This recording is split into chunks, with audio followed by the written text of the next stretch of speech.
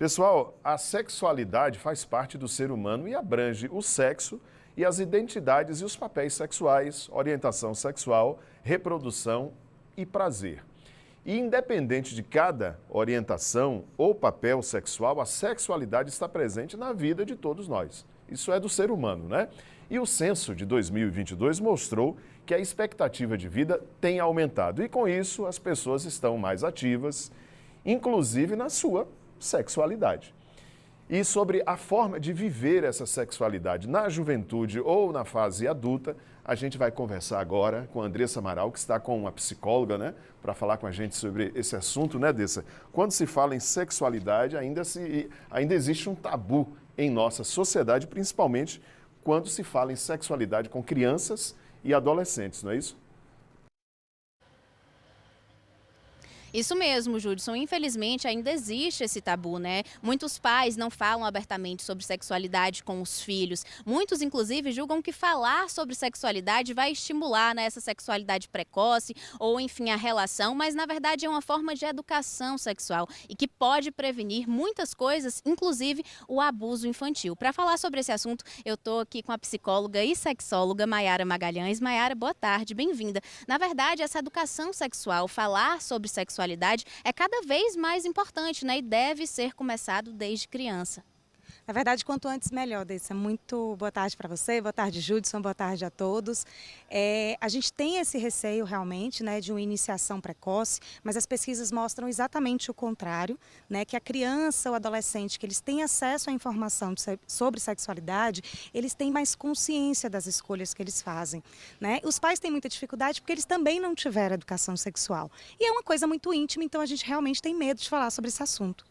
Mas a gente precisa quebrar esse tabu, né? A gente precisa repensar, né, sobre a nossa relação com a sexualidade para que a gente possa passar uma visão positiva, né, para nossas crianças, para os nossos adolescentes, para que eles realmente tenham um futuro, né, vivenciando essa sexualidade de forma ok, né? E além disso, como você falou, tem a questão realmente do abuso, né? O abuso acontece dentro das casas e a gente acha que é uma realidade muito distante e na verdade muitas crianças passam por isso, né? E quando você explica para a criança os nomes corretos dos órgãos sexuais, quem pode tocar, de que forma pode tocar, você está prevenindo, você está evitando que aconteça, né, uma situação de violência sexual muitas vezes ali, debaixo dos seus olhos e que muita gente não percebe.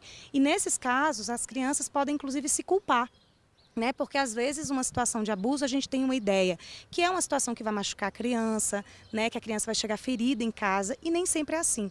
Às vezes é uma situação que a criança pode achar que é legal, que é um carinho vindo de uma pessoa ali conhecida dela, porque geralmente acontece com um conhecido, e depois quando ela descobre que na verdade ela foi violentada, ela entende, né, que ela foi a culpada porque ela permitiu isso. Então é obrigação de pai, de mãe, de cuidador, é obrigação de escola e da sociedade enquanto um todo de orientar essa criança para que ela não passe por isso. Outro ponto positivo, né, da gente ter a educação sexual, de entender a nossa sexualidade, é porque muita gente chega, inclusive, à fase adulta, sem conhecer o próprio corpo, né, sem saber nada ou quase nada sobre sexualidade. Então, quando a gente tem acesso a essas informações, isso facilita bastante. Com certeza, isso acontece principalmente com as mulheres, né? A gente tem visto um avanço muito grande, a gente sabe, as mulheres estão, né, buscando, né, essa reparação histórica, digamos assim, em relação à sexualidade, mas ainda hoje tem muitas mulheres que não conhecem o próprio corpo. Para o homem talvez seja mais fácil, né, porque existe uma estimulação, culturalmente falando, mas para a mulher ainda é muito difícil. E por isso que a gente tem muitas mulheres ainda com dificuldades sexuais e a gente tem uma ideia de achar que o homem é mais sexual que a mulher, mas na verdade isso é o estímulo social que eles recebem, né? Desde pequenininhos, né? Eles são orientados a isso, eles são estimulados. As mulheres, o contrário, não pode falar sobre o assunto e isso tudo tem um reflexo lá na frente. Então a gente orienta sim que desde muito cedo, né, a gente trate, como eu falei, esse assunto de forma positiva, sem colocar peso, cobrança, sem falar que é errado, que é pecado, que é feio, né? Porque isso com certeza tem reflexo futuro. Com certeza, inclusive pesquisas mostram, né, que a população como um todo vem envelhecendo e vem se tornando mais ativa em todos os âmbitos e também na área sexual, né? E existe tabus aí, por exemplo, que a mulher acima de 40 anos, de 45, quando entra na menopausa, a gente sabe que a libido reduz um pouco, que precisa de outros estímulos, mas essa vida sexual continua ativa, né? Não tem por que parar. A vida sexual ela pode continuar até o fim da vida, mas tem muitas mudanças que ocorrem e a gente precisa se adaptar, né? No caso da mulher, com a menopausa, é uma queda muito drástica nos hormônios, né? Mas hoje já existem vários tratamentos para amenizar, né? Tem reposições hormonais, né? Existem mulheres que não podem fazer, mas existem tratamentos para isso, tá? Além disso, é muito o que passa aqui na cabeça. Como eu enxergo a sexualidade? Eu me sinto velha para vivenciar essa sexualidade ou estou aberta a novas possibilidades, a descobrir o meu corpo talvez de outra forma, né? Minha lubrificação é diferente de quando eu era mais jovem. Mas será que eu não posso usar um lubrificantezinho, né? Ou usar outras formas de estímulo nesse corpo para ter também um prazer sexual, né? Então existem formas, né, de você amenizar essa questão. Em cada fase da vida, principalmente as mulheres, elas vão precisar se adaptar. Gravidez, puerpério, menopausa. Aliás, nós temos fases durante o mês, né? Em um mês a gente já varia bastante também nessa questão sexual. Tem essas oscilações, né, sempre aí durante esse período pré-menstrual, durante a menstruação, depois da menstruação. Então, realmente, a gente precisa estar sempre se adaptando, né, durante toda a vida. E a gente fala dessa questão da mulher, porque geralmente é mais comum realmente a mulher ter essa queda na libido, mas os homens também sofrem, por exemplo, com a andropausa. E muitas vezes eles sentem até mais vergonha de procurar ajuda. Exato. Os homens, na verdade, eles também podem ter uma vida sexual, né, ativa até o fim da vida, né? Mas a gente também tem que pensar no antes, né? Será que eu estou me cuidando para ter essa vida sexual ativa ou não, né? E aí entra atividade física, alimentação, tudo isso vai interferir, né, nessa resposta sexual masculina, porque o homem ele pode ser muito afetado por uma doença como diabetes, por exemplo, hipertensão, tudo isso pode interferir, né, na vida sexual e realmente abala muito mais o homem do que a mulher,